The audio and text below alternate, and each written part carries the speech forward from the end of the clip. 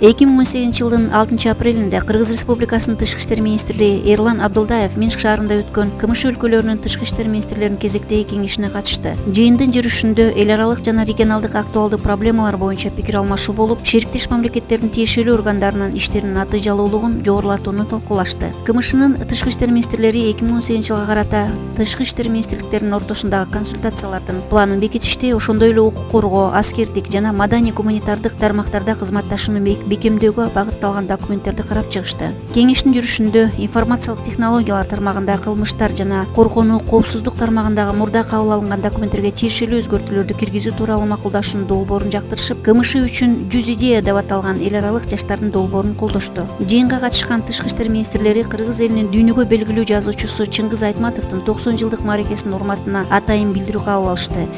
Кеңештин алкагында Чыңгыз Айтматов дипломат деп аталган фото көргөзмө уюштурулуп, анда СССРдин Россиянын Люксембургдагы, андан кийин Кыргызстандын Брюссельдеги элчиси болуп жүргөн кездеги Айтматовдун архивдик сүрөттөрү коюлду.